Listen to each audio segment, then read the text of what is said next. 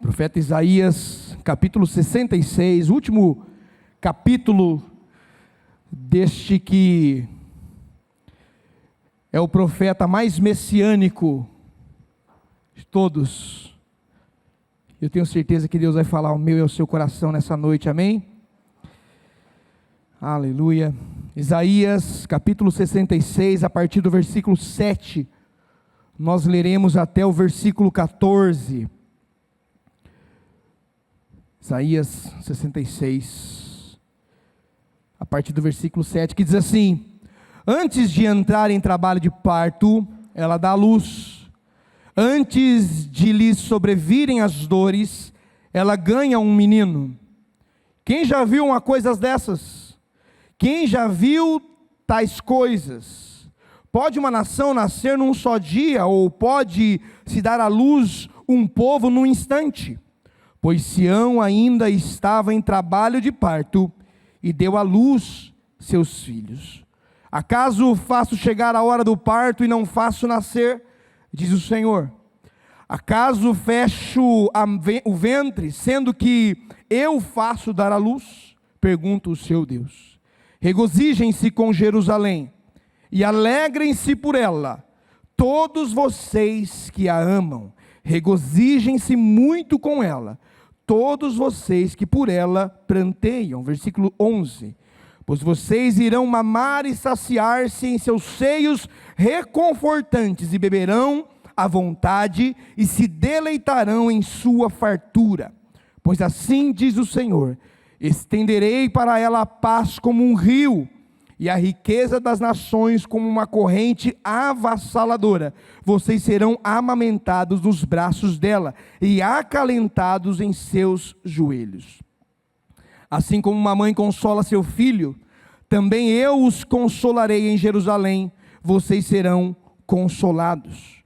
Quando vocês virem isso, o seu coração se regozijará, e vocês florescerão com a relva. A mão do Senhor está com os seus servos, mas a sua ira será contra os seus adversários. Amém? O título dessa mensagem é: A Esperança em Meio ao Caos. A Esperança em Meio ao Caos. Nós vivemos em um tempo de grandes desafios e incertezas. Quando olhamos para a nossa nação, vemos que estamos vivendo um tempo sombrio. Na nossa economia, nos nossos negócios. Quando olhamos para a dificuldade que é hoje você ter um filho e criar um filho, é muito difícil. Todos esses problemas têm exposto as nossas famílias a grandes pressões. E em meio a tantos problemas, Marconi, aumenta para mim um pouquinho o retorno para mim, por favor. E em meio a tantos problemas, nós vemos tantas pessoas desanimadas. Quantas pessoas que chegam até nós, nos gabinetes pastorais, e dizem: pastor, eu estou desanimado, não vejo uma perspectiva de melhora. Talvez você se encontre nessa situação nessa noite, que você olha para a sua vida, olha para as circunstâncias que te rodeiam, e a única coisa que você vê é apenas ruínas. Os nossos olhares agora não têm uma perspectiva de algo novo. Deixa eu falar para você, assim se encontrava o povo de Israel quando Isaías escreve este livro tão especial. Essa comunidade estava assim também, vivendo um tempo de desconfiança.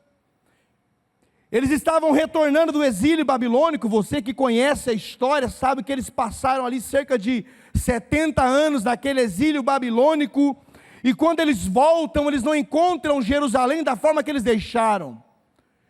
Eles encontram a sua cidade no meio dos escombros. O templo que era tão importante para eles havia sido destruído, deveria ser reconstruído.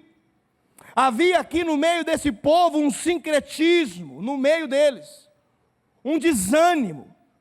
Existiam também divisões externas. Há alguns historiadores que dizem que existiam grupos que tentavam desanimar os outros, olhando as circunstâncias e falando: isso aqui não vai dar em nada. Você já conhece a história de Neemias na reconstrução do templo? Quando ele precisa dizer: eu tenho uma grande obra e eu não posso parar. porque existiam pessoas tentando desanimá-los. Existiam grupos incrédulos nessa restauração. Mas mesmo em meio a esse caos eminente, nós vemos uma das mensagens de esperanças mais especiais de Deus para o povo dele. Uma promessa de restauração completa.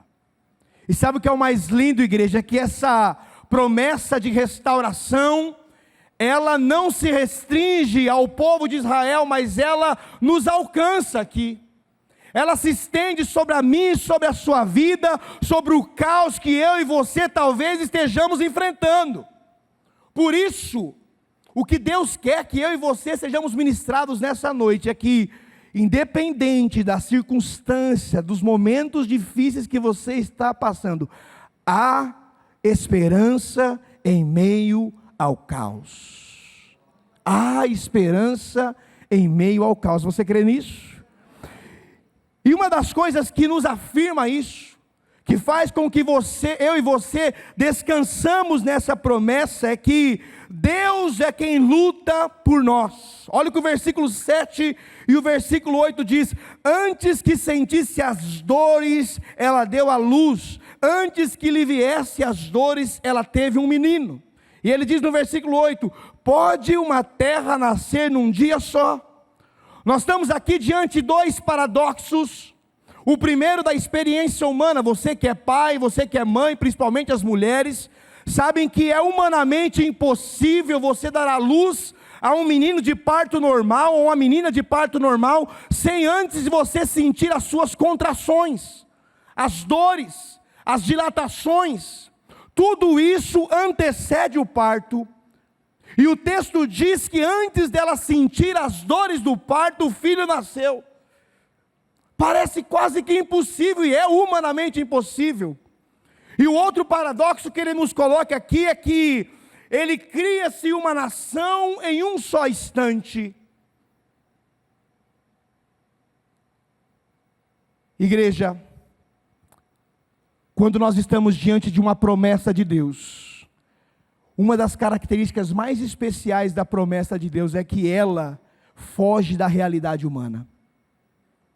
E aqui nós não estamos diante de uma profecia vazia de um profeta, mas uma promessa que nasce no coração do próprio Deus.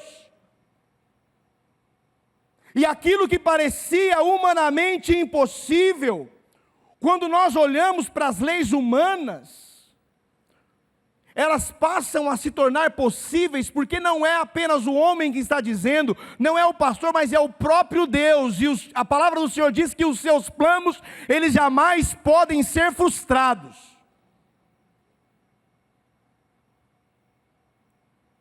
Quem está prometendo a restauração na minha casa, na sua vida, não é o pastor, mas é o próprio Deus. E quando Ele faz, todos os seus resultados, eles transcendem completamente as leis humanas e as expectativas humanas. O profeta nos mostra aqui, igreja, que independente do caos que eu e você estamos vivendo na nossa vida, independente das circunstâncias que têm acabado com a minha e a sua esperança, entenda, não será na força do meu e do seu braço. Antes de eu e você fazermos força, Ele já fez por nós. A batalha não é minha, não é sua, é dele. Ele nos convida aqui a deixarmos de olhar para as nossas circunstâncias como se eu e você que fôssemos resolver. Precisamos parar de uma vez por todas de olhar para os problemas que estão ao nosso redor e deixarmos de olhar na perspectiva humana. Está na hora de nós começarmos a olhar na perspectiva divina, onde o nosso Deus é maior do que todos os meus e os seus problemas, e não há nada que Ele não possa fazer e realizar. E quando eu e você fazemos isso, imediatamente a minha e a sua esperança é renovada. Há esperança em meio ao caos. Entenda que Deus aqui, do Deus que fez promessas para mim e para você, Ele é esse Deus que também te sustenta, te fortalece. Agora que fique bem claro para nós aqui nessa noite, essa ideia de que Deus está batalhando, por muitas vezes, ela é visualizada pela igreja de uma forma errada. As pessoas olham a ideia de que Deus está guerreando, é como se Deus estivesse fazendo força, e uma grande batalha, e Ele, vamos, não é assim que dá essa ideia de que Deus está batalhando? Não é assim, gente? Sejam sinceros, a gente canta aqui, Deus está lutando, dissipando as trevas, mas não é assim que acontece. A ideia de Deus estar lutando aqui é simplesmente de uma forma pedagógica, para que eu e você aprendamos de uma vez por todas, que nós experimentaremos vitórias dia após dia. Mas quando olhamos na perspectiva da eternidade, e entendemos que essa guerra já foi vencida por Cristo na cruz, não há mais nada a ser feito. Aprendemos aqui algumas semanas, quando estudamos sobre o livro de Hebreus, no capítulo 1, que Deus está assentado. Em tempos de guerra, eu nunca vi alguém guerreando sentado. Eu nunca vi. E o texto diz que Ele está assentado, está consumado, está pago, não precisa fazer mais nada. Sabe por que eu e você temos certeza de vitória? É porque Ele já venceu por nós. Ele já venceu por nós. Isso significa que no mundo espiritual já está decidido. Outra coisa que precisa ficar claro para nós aqui é de quando nós falamos de batalhas, Deus promete lutar as nossas batalhas, mas não as nossas briguinhas, as nossas picuinhas pessoais. Porque muitas vezes nós entregamos demandas para Deus que são fruto dos erros que nós cometemos. Muitas vezes os problemas que nós apresentamos a Deus são frutos das vezes que nós cedemos ao pecado. Muitos desses problemas que estamos enfrentando partem de uma imprudência, de uma teimosia, de uma imaturidade, das nossas precipitações, de querer fazer tudo do nosso jeito. E se tem algo que nós, como ser humano, sabemos fazer muito bem, é fazer coisa errada. Nós somos especialistas nisso, em fazer o que é errado. Sabe por quê? Há uma incapacidade na nossa natureza caída. João Calvino fala de um dos seus pontos do calvinismo, que é a depravação total. Nós não somos capazes de fazer nada, não há nada de bom que possa vir do ser humano. Ou seja, as minhas e as suas próprias brigas, por muitas vezes, de forma frequente, elas são manifestas da minha e da sua incapacidade. Não é sobre essas batalhas que Deus está dizendo, porque às vezes a gente faz os nossos problemas, cria os nossos problemas, a gente já sabe, brincou de batata quente, já brincou não? A gente joga a batata quente na mão de Deus e fala, resolve o meu problema. Esse era o problema de Israel. Israel não estava no exílio porque Deus perdeu batalhas, ele estava lá, fruto da sua desobediência, fruto do seu pecado, que culminou nessa disciplina divina.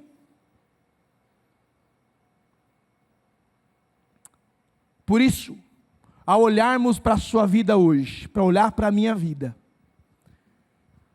e vermos e analisarmos as coisas que temos tomado de decisões erradas, é hora de nos arrependermos, é hora de voltarmos a pedir perdão ao Senhor pelos erros que cometemos, por termos armado situações que têm destruído a nossa casa. Está na hora de você, homem, pedir perdão para Deus, por ter machucado o coração da sua esposa, por conta de uma traição. Está na hora, mulher, de você pedir perdão a Deus e ao seu marido, por muitas vezes desautorizá-lo dentro da sua casa, e transformá-lo num verdadeiro banana. Está na hora de nós nos arrependermos e entregarmos o nosso controle ao Senhor, e sermos reais, e falar, Deus, eu não tenho capacidade para resolver isso. me perdoa. E ao fazer isso, eu tenho certeza que acenderá uma fagulha de esperança no meu e no seu coração. Sabe por quê? Há esperança em meio ao caos. E quando eu e você fizermos isso, nós desfrutaremos de mais uma promessa que Isaías diz aqui no versículo 9, ele diz: acaso farei eu abrir a madre e não farei nascer, diz o Senhor? Acaso eu faço nascer e fecharei a madre, diz o teu Deus? Quando você entrega o controle da situação para Deus, quando você entende que é Ele que luta as minhas guerras e as nossas batalhas, nós entendemos que Deus, esse é o Deus que faz tudo perfeito. Descanse na promessa de que o Deus que começou a boa obra, Ele é fiel para cumpri-la. Isaías 55, 8, 9 diz: porque os meus pensamentos não são como os vossos pensamentos, nem os vossos caminhos, os meus caminhos, diz o Senhor. Porque assim como os céus são mais altos que a terra, assim são os meus caminhos mais altos que os vossos caminhos, e os meus pensamentos mais altos que os vossos pensamentos. Quando você entrega o controle da situação ao Senhor e diz: Deus, batalhe, o Senhor, lute com a força do teu braço, você vai parar de se frustrar, e você vai entender que o autor e consumador da nossa fé, Ele é o Deus que levará tudo à perfeição, igreja. Ele não é o Deus de meias medidas ou de projetos inacabados. Ele é o Deus que faz tudo completo da melhor maneira possível. Pare de teimar. Precisamos parar de ser filhos mimados e teimosos e entregar o controle total a Ele. Aí sim nós experimentaremos essa esperança no meio do caos. A esperança em meio ao caos também, porque Deus, Ele é quem nos sustenta.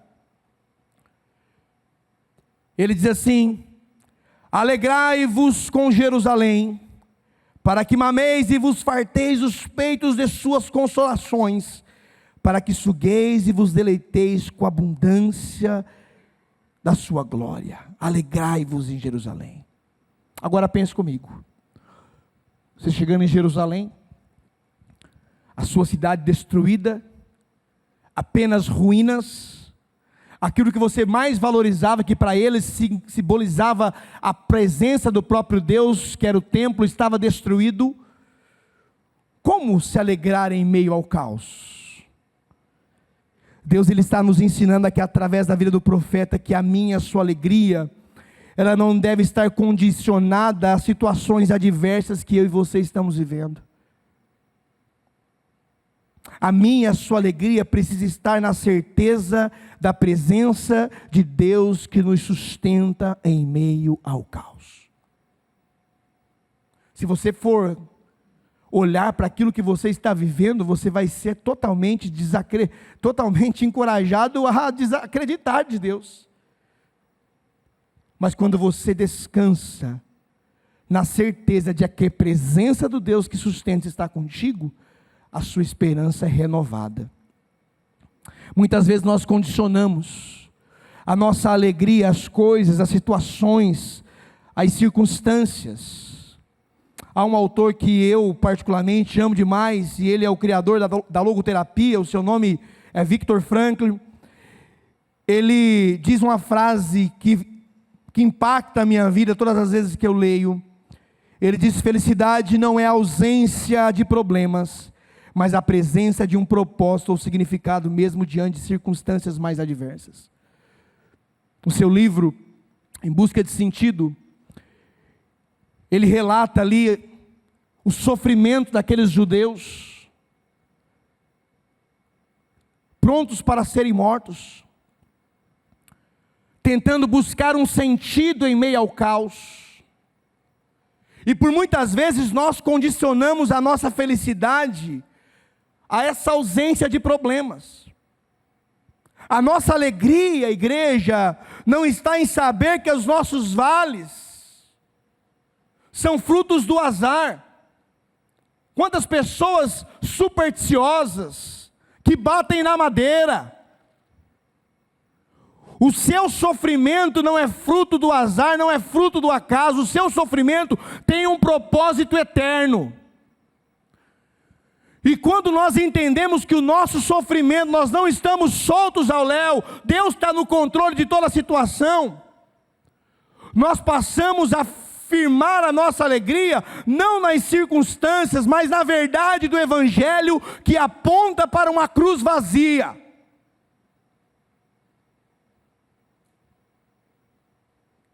Quando eu entendo isso, eu paro de reclamar. E eu desfruto da alegria e da felicidade que só os filhos de Deus podem ter. Os problemas vão nascer para todos. Bons, ruins, o sol nasce para todos, os problemas também. O luto chega na sua casa, chega na minha. Mas a diferença que tem os filhos de Deus é que eles têm a quem recorrer. Há um Deus que nos sustenta. No versículo 14 ele diz que essa promessa dessa alegria, do coração que se alegra, é que os ossos reverdecerão como a erva. A alegria que ele está destacando aqui não é algo externo, que só as pessoas veem de fora, não.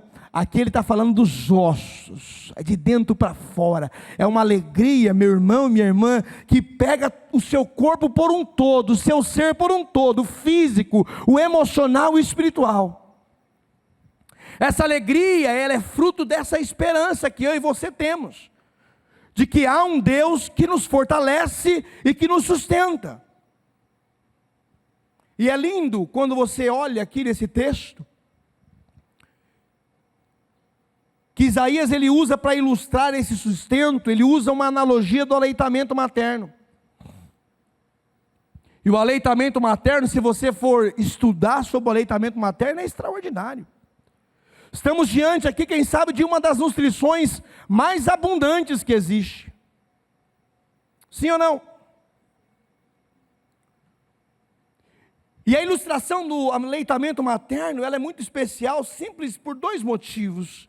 Primeiro que você vê uma mãe, você que já viu uma mãe amamentando, você vê que não tem tempo para distração. Ela tem um bebê ali, que depende dela, que a qualquer descuido essa criança pode regurgitar, pode engasgar. Quantas ocorrências já vimos sobre isso? Então, há uma mãe com cuidado exclusivo para o seu bebê. Mas nessa figura do aleitamento materno também nós vemos uma criança que é totalmente dependente da sua mãe. E é justamente essa figura que se repete dia após dia. Nós estamos acostumados a ouvir Deus como uma figura paterna, mas ele usa a figura feminina, a figura de uma mãe, assim como Deus também nos alimenta.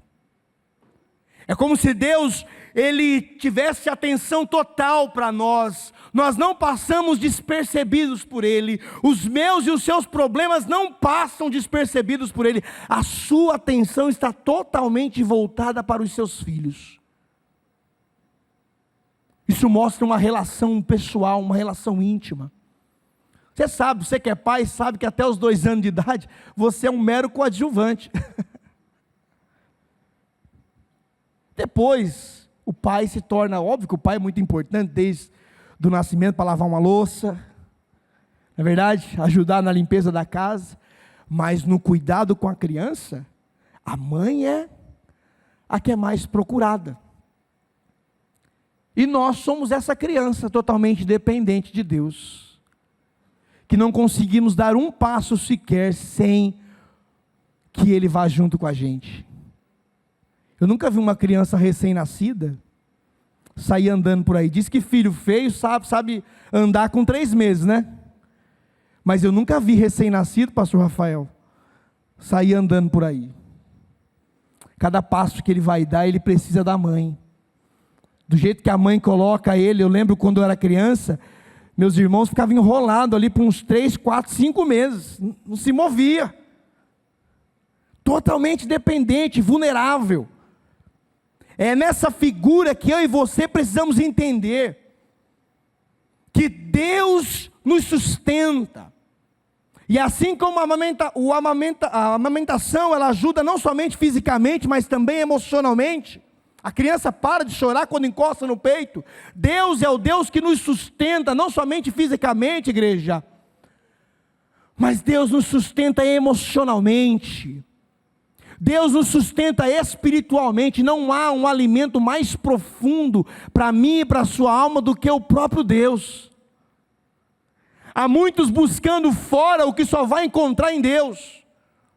Há um autor que diz que o vazio do meio do seu coração tem o tamanho de Deus. Sabe por quê? Só Ele pode sustentar-nos as nossas lutas, as nossas batalhas. Só Ele pode sustentar esse vazio e essa fome da nossa alma. Só Ele. Por isso, independente das circunstâncias que eu e você estejamos nessa noite, entenda, Deus tem alimento para mim e para a sua alma. Não caiamos no erro de acharmos que há alguma possibilidade de sermos independentes. Não há essa possibilidade. Eu lembro há muitos anos atrás aqui, o pessoal de uma companhia de teatro de Maringá, eles usaram um tema dizendo assim: independência é morte. Fazendo alusão o slogan da nossa independência, independência ou morte. Mas na verdade, quando se trata de vida espiritual com Deus, quando eu e você tentamos sermos independentes, não há outro caminho do que a morte. Não caia no erro de achar que você pode lutar com as suas próprias forças e se autoalimentar. Descanse na promessa de um Deus que luta as suas guerras, mas também um Deus que te sustenta diariamente. No meio das nossas dores, das nossas perdas, das nossas incertezas, eu e você precisamos nos apoiar nessa promessa. E a certeza desse sustento, igreja, nos traz uma paz que excede todo entendimento. Você está comigo aí? A terceira verdade para esse texto é que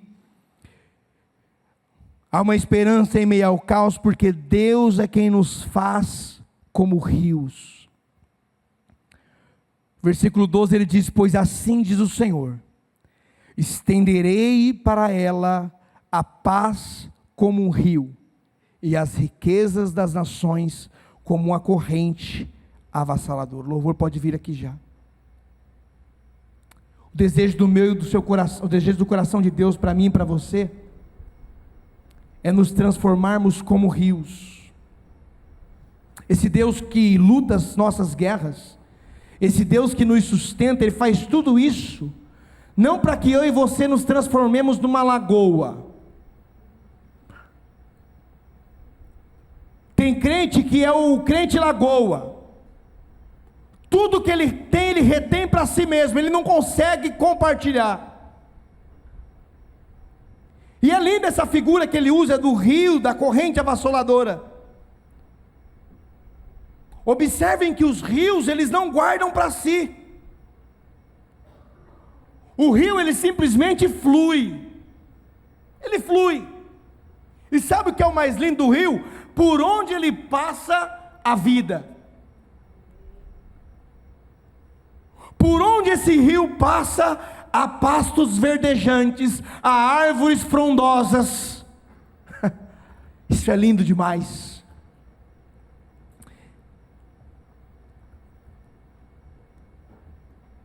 O rio, ele irriga tudo que está no seu caminho, ele nutre, ele dá vida, ele não fica estagnado.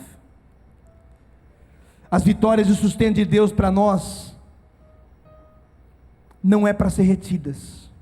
O cuidado de Deus com Jerusalém, poderia ter passado em Jerusalém, mas Ele diz que Jerusalém e Sião serão como esse rio, e esse rio transpassou por anos e anos e chegou até nós. Se eu e você formos alcançados pela misericórdia do Senhor, é porque alguém, com talvez tantos problemas quanto você, escolheu não reter para si a bênção, mas compartilhar com o outro, e de alguma forma chegou a mim e a você. As vitórias precisam ser compartilhadas, sabe por quê? A fim de alcançar os outros. Entenda que as bênçãos e as misericórdias que Deus nos promete e Deus derramará para nós, não é simplesmente para mim e a sua satisfação pessoal. Tem gente surfando naquilo que Deus deu, achando que isso é o máximo. Se eu e você recebermos algo de Deus, e nós não compartilhamos e não nos tornamos bênção na vida de tantas outras pessoas, tudo o que você recebeu, tudo que nós recebeu, perdeu o propósito. Tudo que Deus faz na minha e na sua vida, é para que o nome dEle seja louvado em nós e através de nós. Mas o que nós vemos é que, por muitas vezes, existe um certo egoísmo. Pessoas que não compartilham simplesmente por medo de perder espaço. Sabe aquele negócio? Eu não vou ensinar essa pessoa aqui no meu trabalho, não. Eu não vou compartilhar o meu conhecimento, porque ela pode tomar o meu espaço amanhã. Que egoísmo é esse? Não, eu me dediquei, eu fui na faculdade, eu estudei, eu me prontifiquei a ler de madrugada. Eu não vou dar de graça o meu conteúdo, o meu conhecimento. Quem te dotou de sabedoria e conhecimento foi o próprio Deus. E Ele dotou para que você não retesse como uma lagoa, mas que você fosse um rio e pudesse frutificar nas pessoas que passam por você.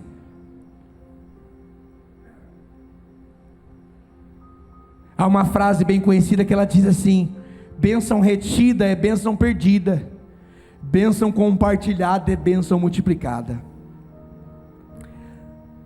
A bênção estagnada, sabe o que acontece? Ela cria mofo.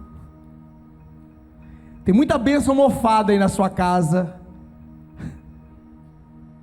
Você olha, abre a sua conta bancária, e graças a Deus por isso, ela está recheada. Mas o egoísmo tomou tanto lugar no seu coração, que aquilo se tornou um Deus de uma segurança para você. Deus está nos chamando nessa noite. O Deus que te sustenta, o Deus que te fortalece, é o Deus que nos convida a sermos canais de bênção para o mundo, e não meros reservatórios para consumo próprio. As batalhas que você venceu, que te fortaleceram e que quase te mataram, elas servirão de alívio e instrumento de vida para outras pessoas. Sabe essa luta que você está passando, igreja?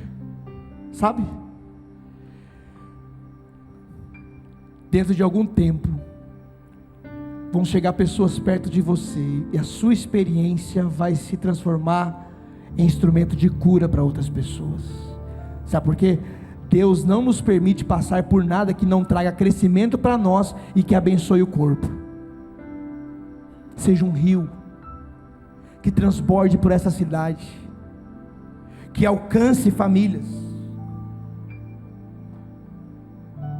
A pergunta, quando nós pedimos algo para Deus, não deveria ser o que eu estou buscando, mas para que eu estou buscando.